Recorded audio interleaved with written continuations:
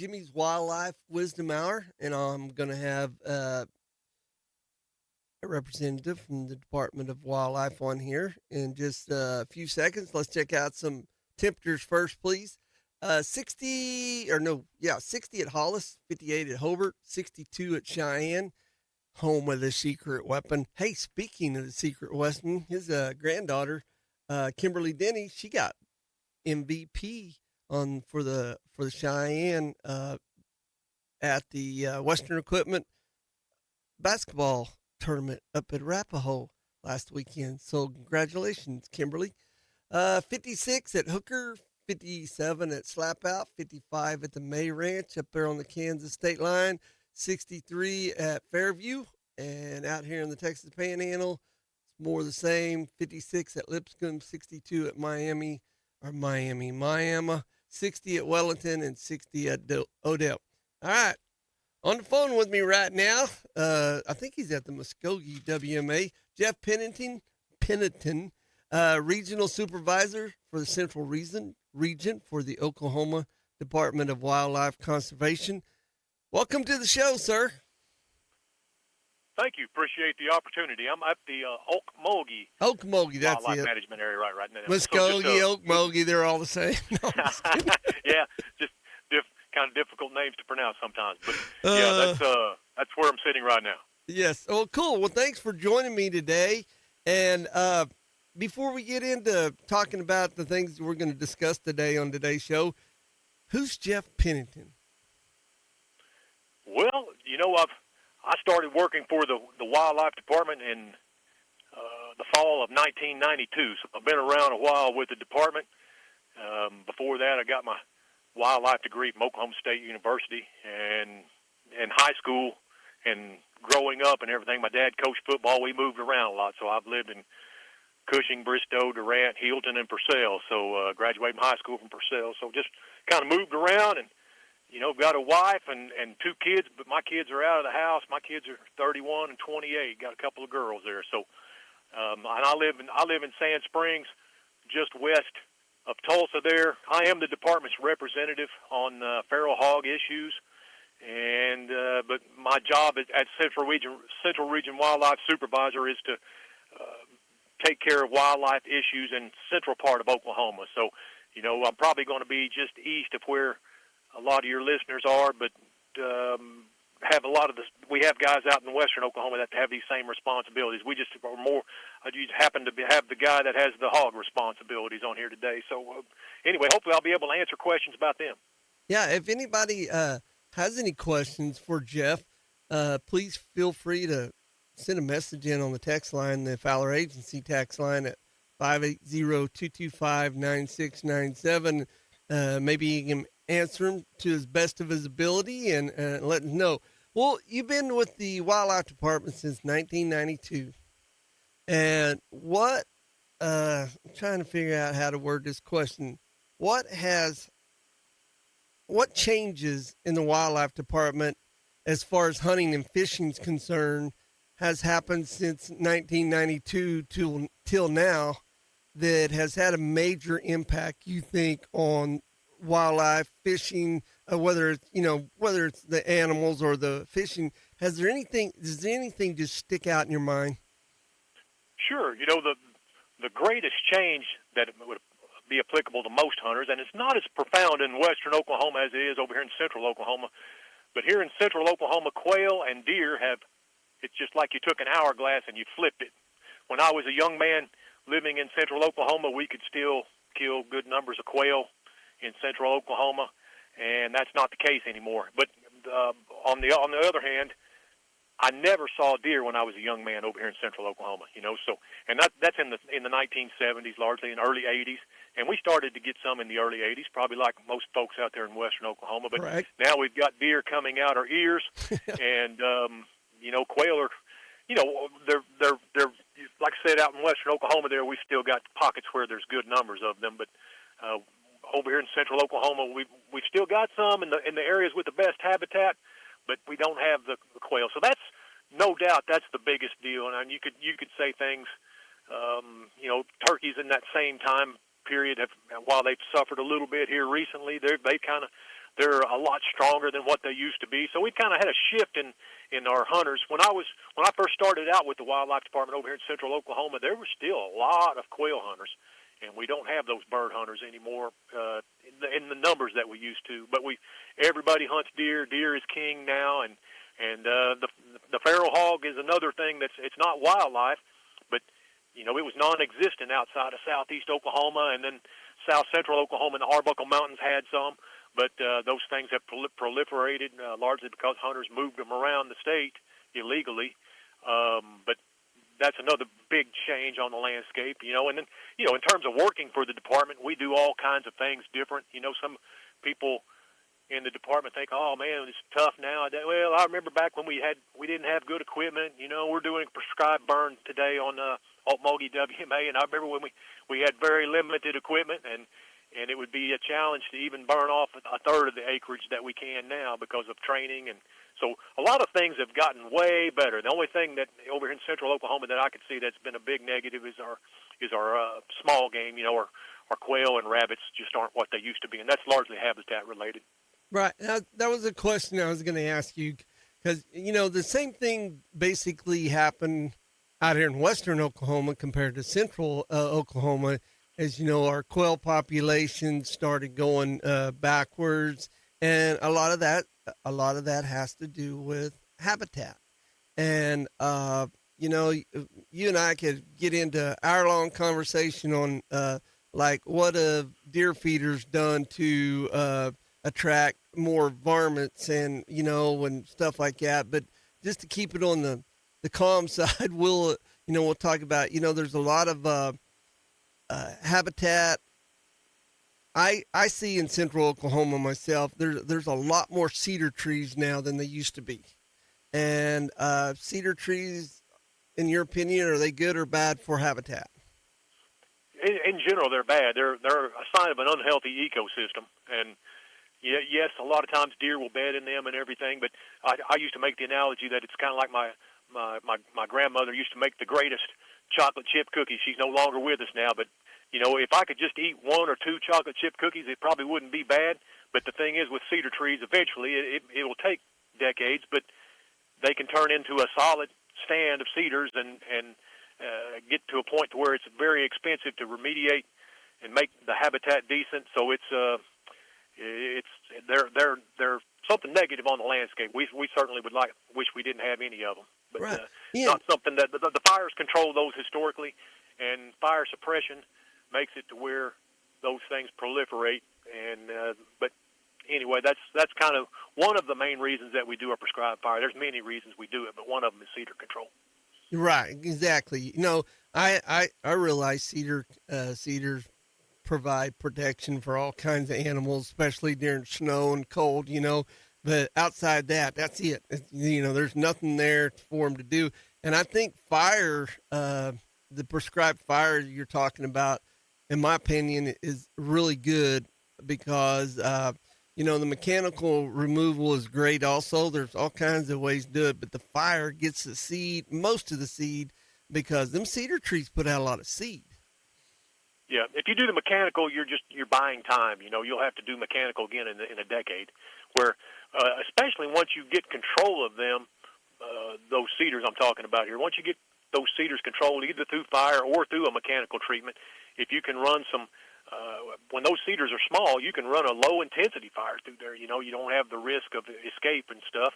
So, but you can kill those 1, 2, 3, up to like 6 feet cedars relatively easy. But once they get above 6 feet, it takes a real hot fire to effectively control them.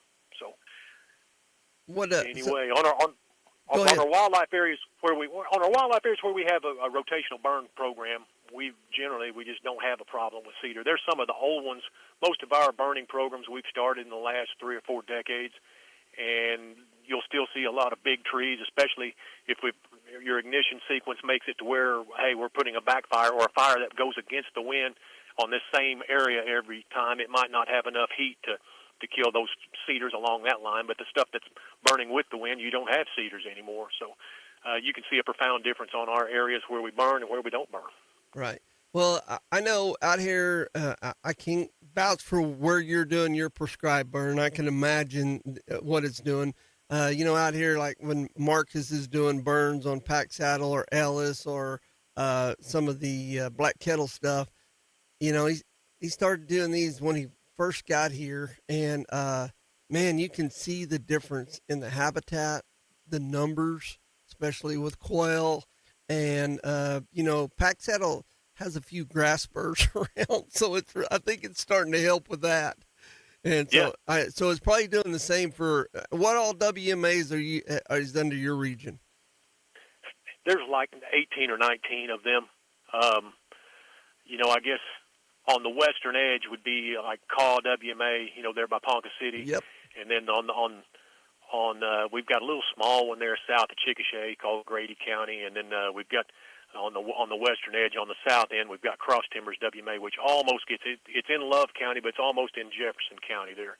It's right along the Red River, and those all of those three. Now, Mogi here, we don't have any grazing on this. This is mostly post oak blackjack timber that we're burning today. Now, there's some grassland openings, but we will do rotational burning and with our grazing, and it really makes some great quail habitat where we do that. So that's kind of the focus on some of those areas, like Cross Timbers WMA down in Love County, western Love County, where we will burn approximately a third of a burn unit each year, and then it kind of moves the cows. It's amazing, though. It's almost like you put a fence up. Those cows will stay on that third, and what it does for quail habitat, they'll graze that 1/3 real heavy, and then you burn a third next year. The cattle move over to that new fresh burn, and what burned the year before will turn into a weed patch, which some people won't like that, but that's very productive for wildlife. And then by the time you get around to the third year, the cattle won't touch it at all, and it'll be back thick with mostly grass again, and that gives you enough fuel to carry your next hot fire through to kill your brush. So we just kind of do that rotation, and we're targeting quail a lot on those. It's very productive for deer and turkeys and everything because you've got a lot of different types of habitat right there together. And when I say different types, it's the same base habitat, but there's a big difference because you've got some stuff right there close together that's burned maybe 6 months ago, and some of it burned a year and 6 months ago, and some of it burned 2 years and 6 months ago. So all that being together, it makes for some good habitat. Yeah, I've heard good things about Cross Timbers, so good job down there. And I've heard the numbers are coming back, and sounds great. We do have some birds there. It's not like some of our western WMAs like Pack Saddle or Beaver or something like that. But for central Oklahoma, it's going to have as many as any place. Jeff, if you'll hold on a second, I got to pay the bills. I got to take a Oklahoma Cattlemen's Association break here, and we'll be right back here in just a few minutes. You bet. He loves to talk about farming and ranching. Today in Ag with Jimmy Clark. That life insurance that I have on myself, it's not for me. It's for my wife, that she doesn't have to sell the home. She doesn't have to go worry about how am I going to make this car payment? How am I going to come up with the cost out of pocket to pay this funeral? Because, that's an expensive cost. And it's a cost that you're going to have. If you had a machine in your garage that made money, it was a money-making machine. You went out every day and you flipped the switch on that machine and it generated money to pay your bills. Would you insure that machine? I've never had anybody say no. Sure they would. Well, you are that machine. You flip your switch on every morning when you get up. You flip your switch on when you go to work, but yet we don't insure ourselves. It doesn't make any sense to me. Hi, I'm Mickey Lively. I'm an insurance agent with Oklahoma Farm Bureau. My office is located in Greer County. Call me anytime at 580-782-3827. Life insurance and annuity products offered through Farm Bureau Life Insurance Company. Property and casualty products are offered through Oklahoma Farm Bureau Mutual Insurance and affiliated companies. You don't want to let your cotton set in the field day after day waiting to be gin. Now to better serve you, the cotton farmers in Oklahoma and the Texas Panhandle, Lone Star Gin has processed over 540,000 bales of cotton. They've got locations in Pampa, Texas, and now in Burns Flat, Oklahoma. Lone Star Gin has the ability to process over 2,400 bales per day. All they do is gin cotton. Go to LoneStarGin.com for more information, and you can find them on Facebook. Life gets a lot easier when you've got the tools to handle the cold, like generators, because losing power is not an option.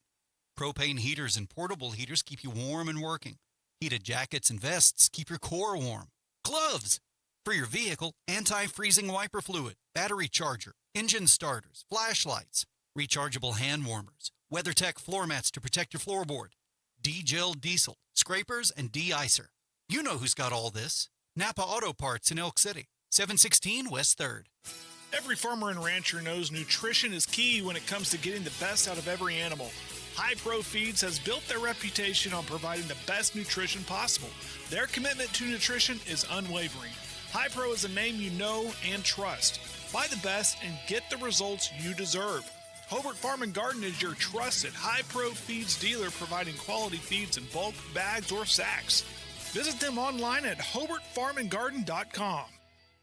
This is the Elk City Livestock Auction Market Report for Friday, December 12th. 1,580 head were sold. 10 head of steers at $455 brought $487.50. 5 at $552 brought $415. 9 at $603 brought $367.50. 14 at $670 brought $357.50. 18 at $713 brought $349. 7 at $759 brought $321.50. 6 head of heifers at $463 brought $427.50. 7 at $503 brought $402.50. 10 at $523 brought $400. 8 at $561 brought $372.50. 3 at $588 brought $335. 9 at $644 brought $350. 11 at $789 brought $335. Butcher cows were $64 to $180. Butcher bulls $120 to $188.50. Bred cows $1,300 to $43.50. Pairs $2,100 to $37.50. Elk City Livestock Auction, 3202 South Highway 6, Elk City, Oklahoma. Sale every Friday at 9 a.m. To consign, call Brandon Hickey 580-497-6097. Oh, Jimmy's all wound up and ready to go. Here comes more of Today in Ag with Jimmy Clark. All right, welcome back, everybody. Let's see here. Texas Panhandle, Miami, 62 degrees. Humidity 16. Dew point is 15. The winds are out of southwest at 16 with wind gust up to 21. 8-inch soil temperature, 46 degrees. On the phone with me right now is Mr. Jeff Pennington. He is the regional supervisor for the central region of the Oklahoma Department of Wildlife and Conservation. Again, Jeff, thanks for joining me today. I know you guys are burning there, and how's the burn going? It's going great. It's going great. We've got a little higher humidities over here. That's a good thing about it. We're almost straight south of Tulsa, about 45 miles, and we've got a little more humidity than you all have, and a little less wind, and a little less air temperature. So those are the three dynamics that you look at, the main three dynamics you look at when you're looking at burns. And these are areas, too, where we don't have a huge fuel accumulation buildup. We're burning off a couple of units that are on a 2-year rotation, so they don't have a huge amount of fuel built up in them also. Right. I always get a kick out of, they always talk about the mountains of eastern Oklahoma, and it's funny, we're higher elevation out here than you guys are. Yeah, yep, that's true. That's true. Yeah, it's kind of, I don't know, I never paid no attention to that when I was really growing up, but then when you get older, you just get curious, and then you look at the map, how we're building the elevations going up towards the Rocky Mountains out here, and I always call the Granite Mountains and the Wichita Mountains the Oklahoma Rockies, and everybody gets a kick out of that. It's pretty good stuff. So there's, but no, it's good. A quick update since we were talking about fires, and I need to update my listeners. There has been 2 counties added to the governors and the county ban burns in Oklahoma. Harmon is one of them. Cotton County, Grady, and McLean in basically western Oklahoma, and then in eastern Oklahoma, Choctaw and Haskell County. You guys are all under a countywide burn ban there. So just quick update on that. Well, back, you were talking about you had 2 daughters, what, 28, 31? Is that what you said?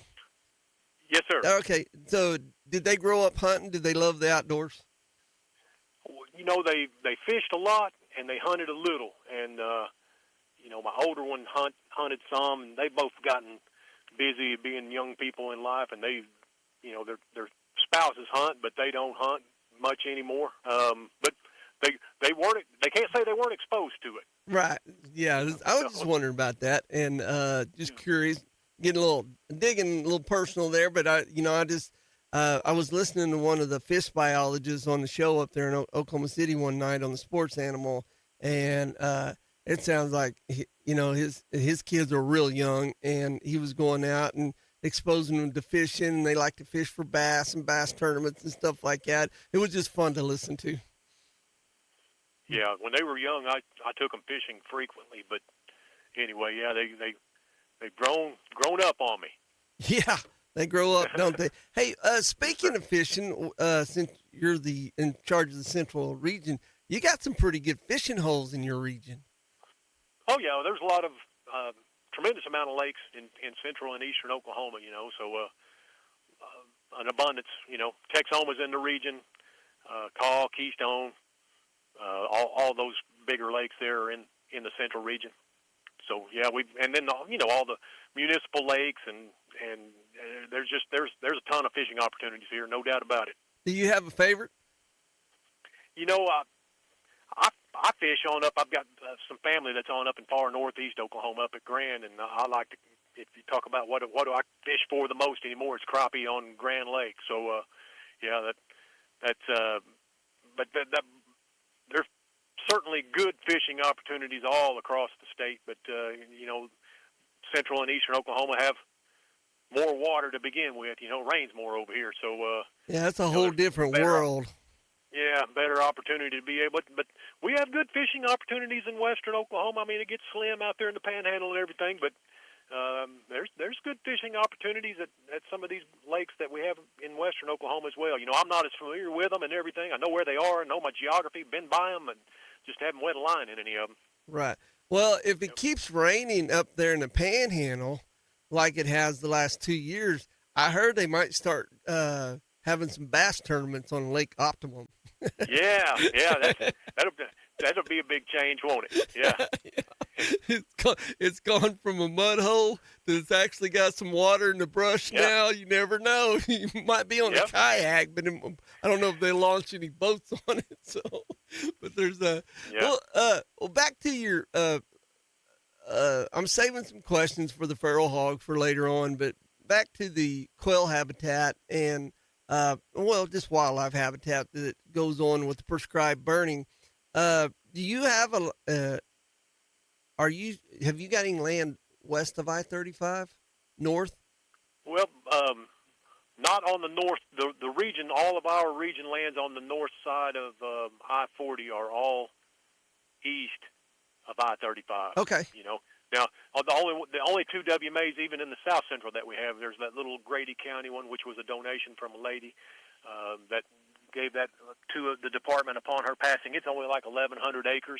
Yeah. But Cross Timbers WMA is like 10,500 in western Love County. There, it's just like I said, almost to Jefferson County, right straight a little south of the community of Wilson, and it's got sandy soils on it, so it responds really well. Your sandy soils respond greatly to prescribed fire. There's certain different reasons to do prescribed fire, but one of them is to produce wildlife foods, and there's a lot of wildlife foods, legumes in particular, that whether it's your partridge pea or tick clovers or those types of things that really you get a flush of that growth the year after you burn, and especially on sandy soils. And Cross Timbers has responded really well. It's a very productive place for deer, about as productive as we have in the department, and it is a place in central Oklahoma where there are some quail.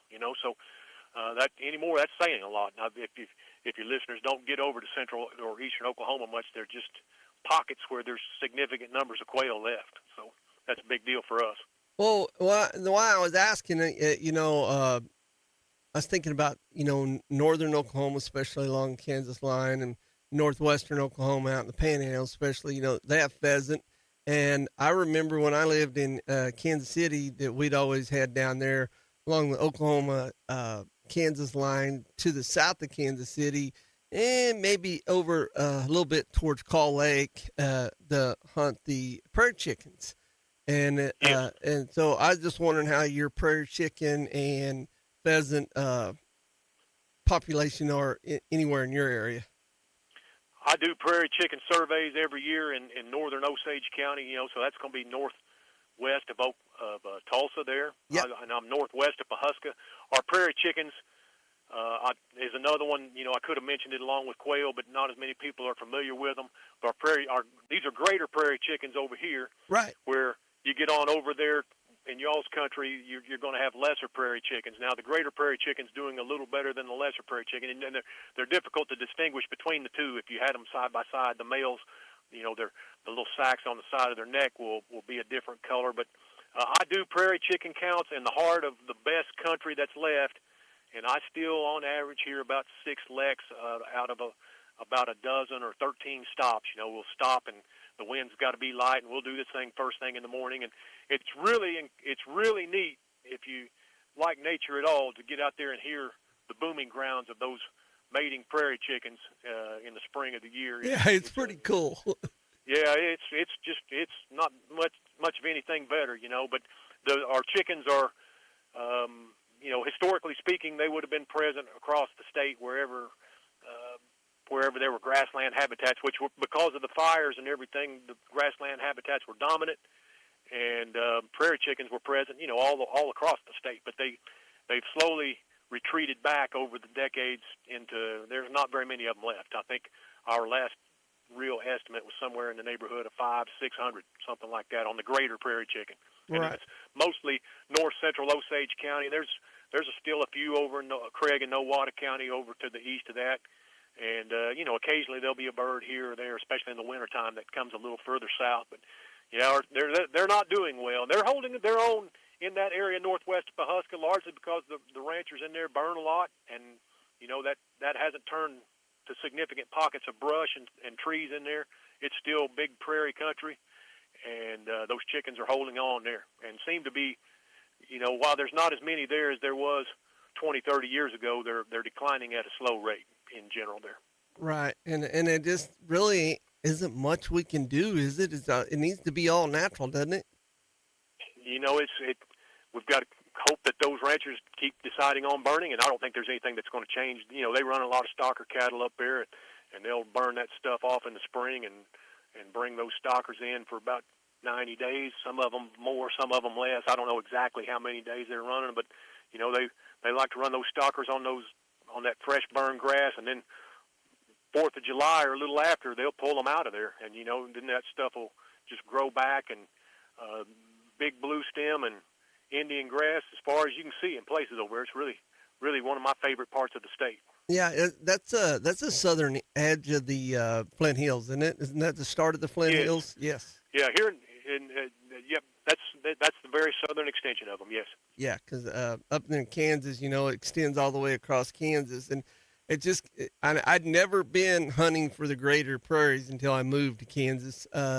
And a buddy of mine said, hey, we need to go down here to my blah, blah, blahs, and let's go down there. But tell you what, you need to be in physical shape to be chasing those birds also.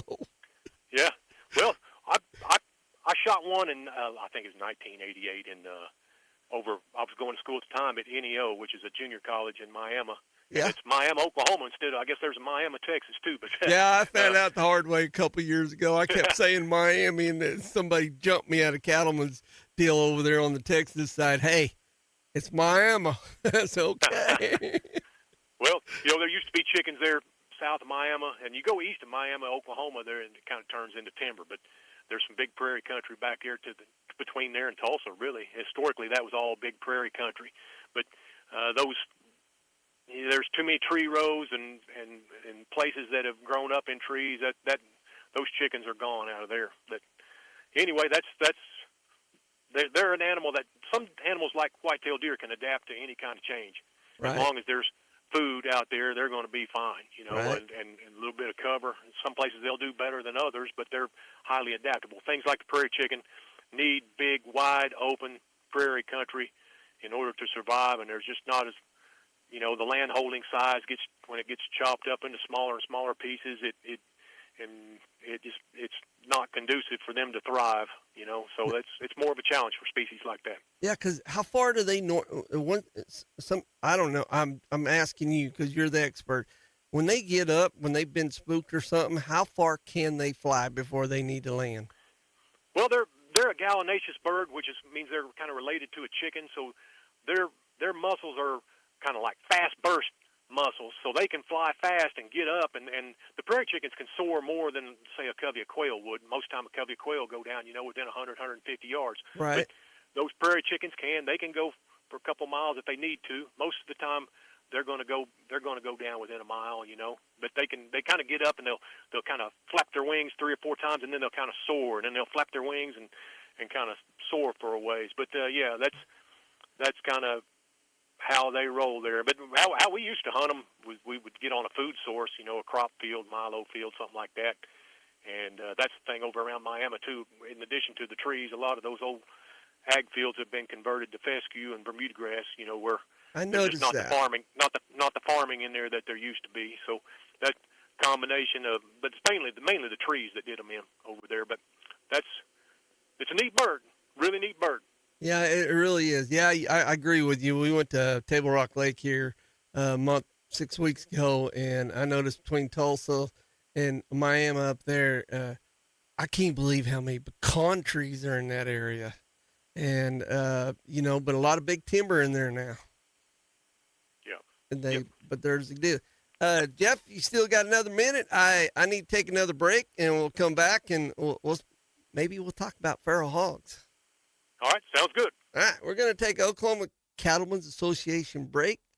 I'll be right back after this. He loves talking about farming and ranching. Today in Ag with Jimmy Clark.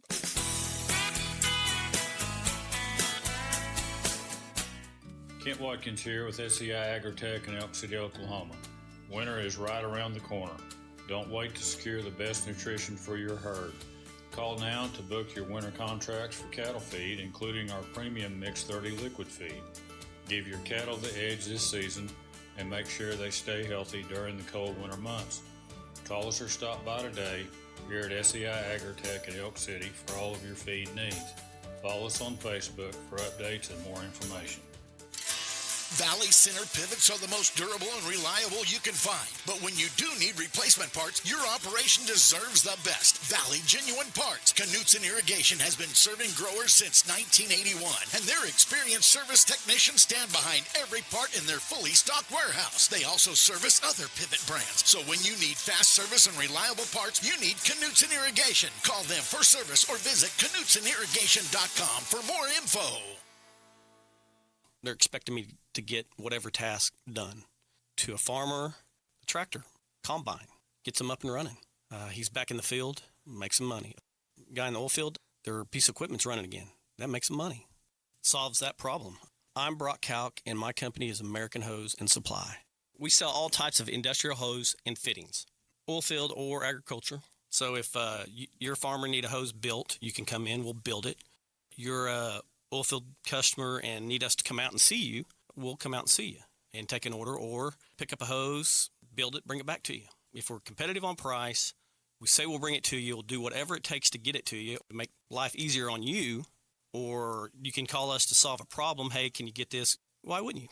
American Hose and Supply, 2111 South Main, Elk City, Oklahoma, in the Camrock building next to Fred's. Or call 303-1123. 303-1123. Why wouldn't you? Hey folks, this is EJ Gredeman with ASCO Equipment out of Elk City, Oklahoma. If you need rental equipment, I got your back. From excavators to wheel loaders, telehandlers, and forklifts, we rent the brands that you know and trust. With flexible terms, responsible service, and expert support, we're here to keep your job on track. Need equipment? We're on it here at ASCO Equipment. Visit ASCOEQ.com or stop by our Elk City branch, 513 West 20th here in Elk City, Oklahoma, or you can just give me a call, 580-243-9233. Appreciate it, folks, and y'all have a blessed day. I've banked First National my whole life as an ag producer. We understand. I'm over here in Elk City. Monty's over at Sayre. We're both operators. We have a real-life experience on the situation.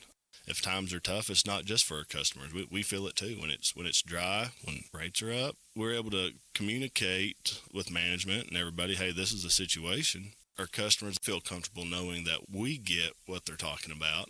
I'm Jason Redd, and I help make the difference at First National Bank and Trust of Elk City and Sayre. Member FDIC. Yeah, farmers can be pretty tough because it's a hard world in the farming market. It's tough, so they're going to do all they can to get the best deal they can, and we're going to give it to them.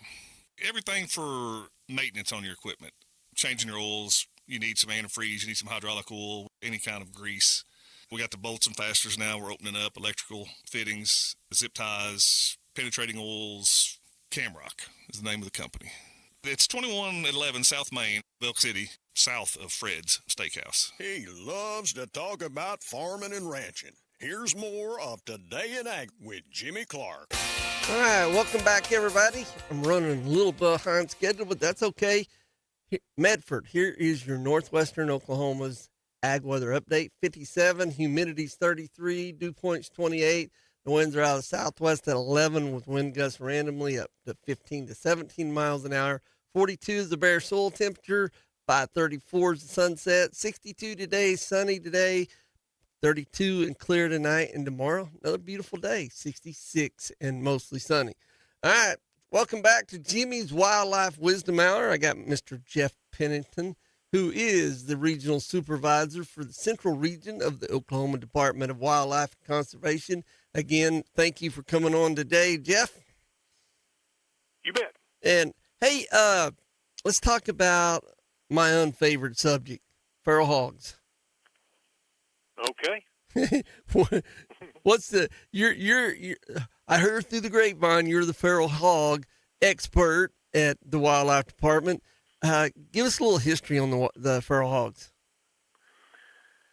Feral hogs, came into the country first from the Spanish explorers. They'd drop off some hogs on islands or wherever they were first, coming to the New World, and they would let them out as an easy food source. They'd let some go and be able to gather them up later, because they were resilient and, they do what hogs do. But in specifically for Oklahoma, there would have been folks that still kind of did that, where they kind of had hogs in far southeast Oklahoma, and they just kind of let them roam the mountains and eat acorns and grubs and whatever they could find, and then they'd find some of them and butcher them in the fall and winter once it got cool enough where they could store the meat good.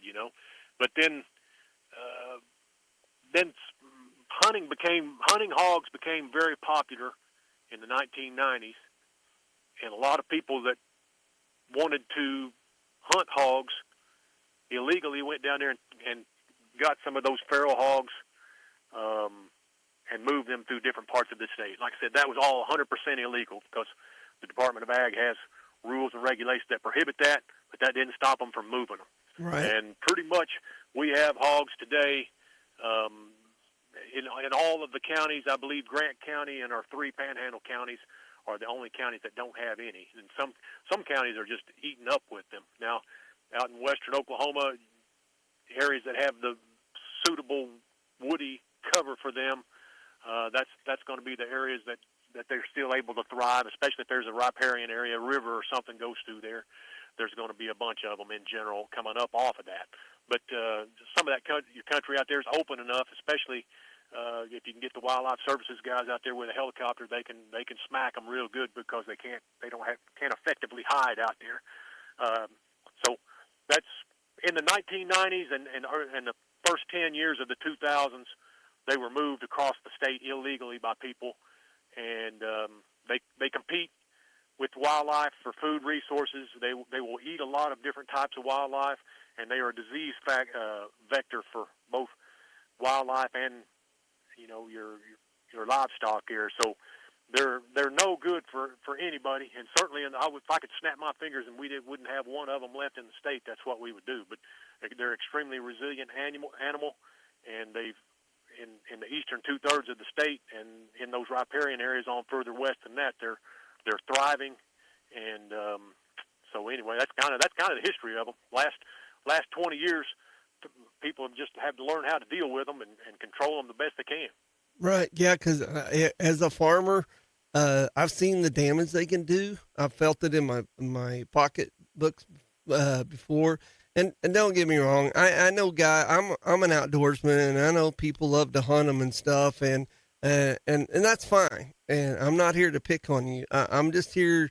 I'm here on the ag side, and my son and I from let's say this is 20, so probably 21, 20 to 23, probably lost $20,000-$30,000 because of feral hogs, and it's the WMAs have a little different set of rules on the feral hogs versus private land, don't they? Yes, they do. And before we leave that, I want to say that, like on the wildlife and the ag are largely on the same. We're right on lockstep in, we feel the same way. I wish we didn't have any of them.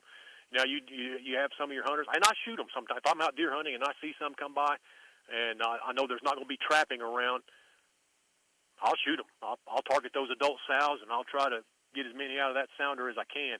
But so anyway, I wish like we didn't have any, because they're certainly not good for our wildlife. They're a known destroyer of turkey nests, quail nests, anything that's on the ground that can't get away from them, they'll consume it. Right. We hate them. So now on our wildlife management areas, yes, you have to have a hunting license to hunt hogs on a wildlife management area. Where on private property, you don't have to have that. There's other things that you can't do on private property. You can if you get the Department of Agriculture regulates the movement of feral hogs, because you can sell them to high fence areas that sell these hunts to people and stuff. But you've got to get a permit from the Department of Ag. That's not something that the Wildlife Department handles. But on a wildlife management area, you can't do that. No hogs can come off of a WMA alive.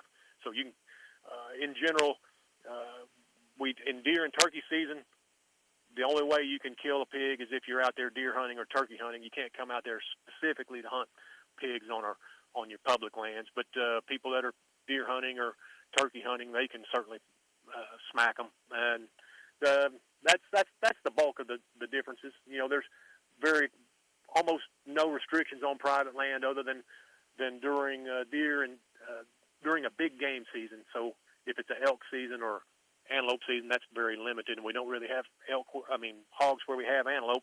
But during those deer seasons, you've got to have either a filled or an unfilled deer tag if you're out there pursuing pigs, and that's and there's some exceptions to that if you're the landowner or something. And those seasons are pretty limited in nature, and when it comes to around the year's time frame and everything. But that's kind of the gist of it. All of our wildlife management areas in central Oklahoma have feral hogs except for one, and it's had them before, but they've just been killed off. And that's the old prairie chicken area, John Doll, which is just northwest of Pahuska. All our other ones have differing populations of them, and we control them, and our friends at Wildlife Services come in there with a helicopter, especially if a neighboring landowner is having a problem with them. They'll come in with their chopper and try to help us out, smack a bunch of them, but we still have them. And they're resilient. They'll take up to, depending on which ones you can kill up to 70% of them just to have the same number next year. Right. Oh, yeah. They have such a high reproductive potential. So anyway. So, Jeff, I got one last break to take, and I need to take it. And when we come back, my old text line is lit up. The Fowler Agency text line's ate up, and there's some really good questions on here that I'd like to ask you. All right, sounds good. All right, we're going to take a Oklahoma Cattlemen's Association break, and we'll be right back after this. Today in Ag with Jimmy Clark.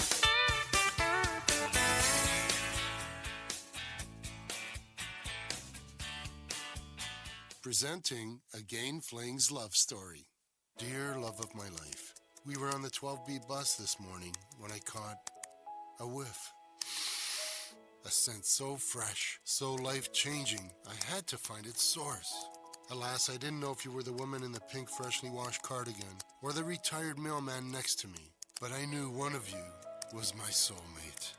Ah, the scent of Gain Flings. Try Gain Flings with OxyBoost and Febreze. A generator is something that is out of sight and out of mind until you actually need it. Do you own a generator? Is it serviced and ready to provide backup power when you need it? A well-maintained generator gives you peace of mind during a power outage. Whether it's home or commercial, all generators need to be serviced regularly. Culver Electric provides reliable generator service all over western Oklahoma. Call today and discuss a service plan to fit your needs at 580-243-5846. See us on Facebook or go to culverelectric.net. When your tractor has a flat, you're stuck.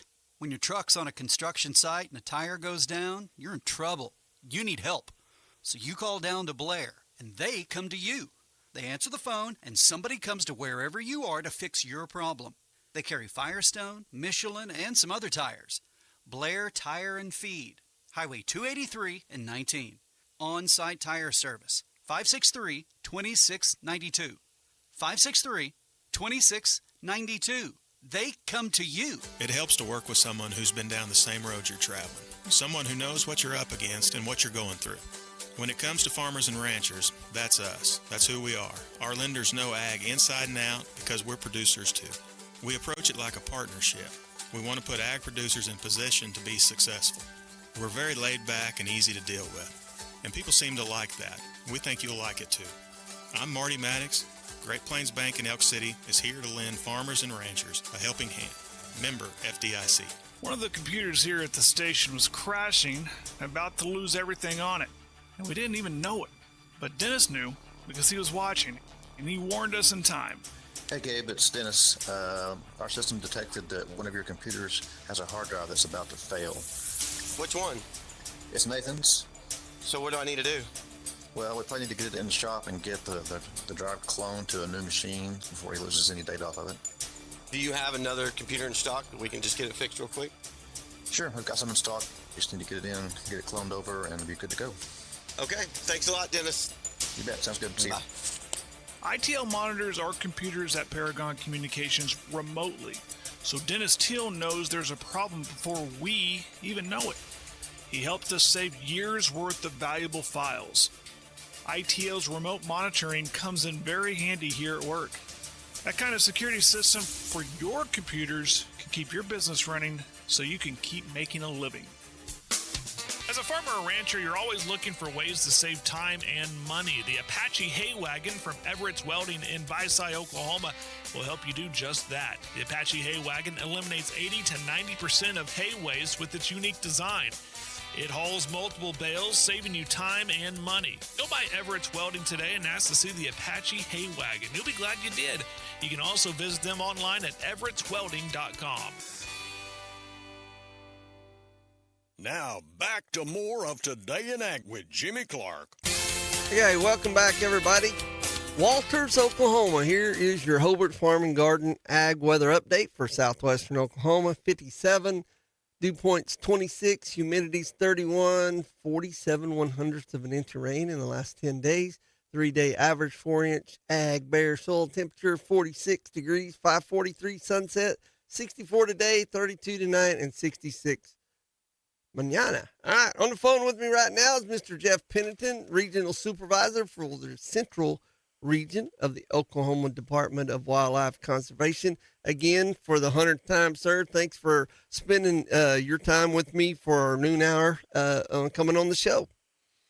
Hey, I appreciate the opportunity. Oh, no problem. Well, before I get to this first question, because I think this is what I'm getting ready to tell you, probably is going to answer it. 2014, I don't remember what month, in Outdoor Life magazine, there was an article in there about the down in Georgia. They gave this wildlife biologist 20,000 acres at Fort Benning, and they said, you got 5 years to get rid of the pigs, feral hogs.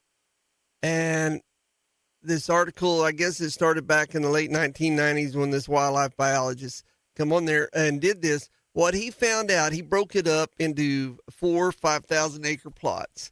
And what he found out in that 5 years, that if you get rid of the sows, you get rid of 95% of your problems. And it's kind of like, I guess, a lion's den of lions. You know, the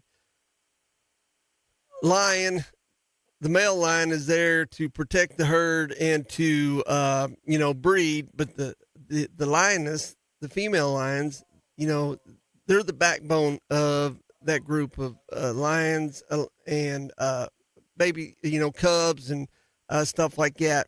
So it was pretty cool to read that. He said, because, a lot of people hunting hogs on private land, they want to go out there and kill that big boar with them big tusks and stuff.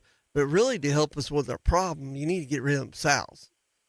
Yep, and the effective control mechanisms, this has been proven everywhere. You can hunt them and you can shoot them, and if there's absolutely none of these other two control mechanisms I'm talking about, and hunting is the only thing you have, you want to try to target those sows.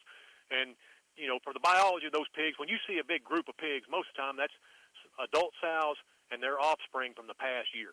Right. And that might be a group of 10 pigs. That might be a group of 40 pigs. But those larger ones in that group are almost always exclusively sows, and then that's going to be their young. Those boars, you can kind of shoot them independently. Most of the time, they're not with those family groups. They're just kind of roaming around on their own. So a lot of times when you see a single pig, it will be one of those boars. But back on effective control, I want to be sure and get this across to people. Effective control is trapping and aerial gunning. That's the two ways of effectively controlling pigs. And they've shown that if you try to target your trapping with where you try to catch that whole sounder at a time, you take that sounder off of the landscape, then you move on and try to find the next sounder, and you take that sounder or that group of pigs out. And you try to erase them one sounder at a time. These little small traps that will just catch a few, one or two or three pigs. A lot of times what you do is you just educate those sows. There's a method of trapping in a manner to try to catch the whole group. And they've got these smart traps, that you can use that they cost a lot of money. But they're very effective because they'll text you pictures and let you know that, hey, the whole sounder's in there, and then you can drop the door on them and catch them all. But there's ways of going about it without that smart trap, just using cattle panels and T-posts and, wire those things up. And, you can make a homemade little drop door with a rope and a trip stick. And the key is not to try to set it at first. Let those hogs, let them get used to going inside that corral trap for a few days and then set up your trip stick over here, not by where the main corn is, but give them time to get in there because those sows, those young pigs will come running in there like crazy. They're young, stupid, and hungry, and those adult sows, sometimes they won't ever even go in there. Right. Especially if they've been exposed to trapping before. But you can remove a whole sounder at a time and then move over to the next one. Rod Pinkston, he's got some websites on YouTube there. He runs that Jaeger Pro trapping system. He explains that really well on some of his YouTube videos if people want to watch that. But that whole sounder trapping is the way to try to effectively control them on your landscape. Except the only thing better out there in western Oklahoma is going to be aerial gunning. If you can get with your wildlife services people that's under the Department of Ag, they will respond to. Sometimes they get overwhelmed. They might not be able to get to you quick, but reach out to them, let them know that you have a problem. Those guys are the experts, and they really know how to kill them, and they'll do some trapping and stuff like that. But out there where they've got that helicopter in that more open country, they can really put a hurt on them. Yeah, I've heard talking to some of those trappers that fly in that helicopter and how many they can get in one day. And I know they're burning up some shotguns, some ammo, and some shoulders got some bruising going on them. Yeah, definitely have some sore shoulders. But, if I was to be able to do that, I've told some of them before, like, days like that, you're like, man, I get paid to do this, So, anyway. Yeah, that's pretty good. Well, that answered what you just said. Answers half of this question. One of the listeners, he said, "What's the best bait where deer won't get into traps?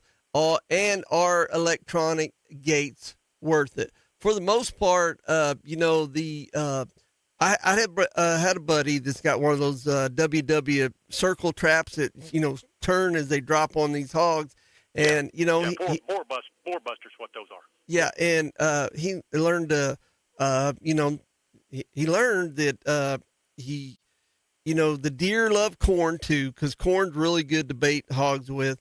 But what he did, he was he would soak that corn or pour it on top, use motor oil or diesel or something, and then put some Kool-Aid on top of that that bait pile. The deer and the coons don't like that smell or oil, but the hogs love it. Hogs love anything that's edible. Yeah, they're not very picky, you know. So yeah, they'll come in to most anything on the bait. There, most people use shelled corn, and you can sour it, and you know, on those deals like with the trip stick on inside your trap, you know, because they can eat it, they can consume it rapidly. Yep. You know, one trick to try to get it to where that you give time for all of those hogs to come in the trap. If you don't have a smart trap, you've got the old conventional style trap, is to you know, get your post hole diggers out and dig a post hole and dig some of that, put some of that corn down there, you know, foot and a half deep. They can smell that corn, and they will root it out and take the time it takes to root it out, and that gets before they hit that trip stick, and that gives it time for all those other pigs to get in there. Yeah. Jeff, I'm out of time. Thank you so much. Have a great day. Get back to your fire. We'll see you. All right. See you later. Thank you.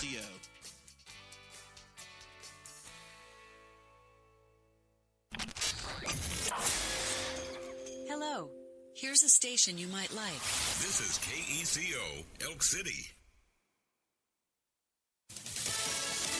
Fox News, I'm Therese Crowley. New calls to defund ICE after the Minneapolis death of protester Renee Good as Congress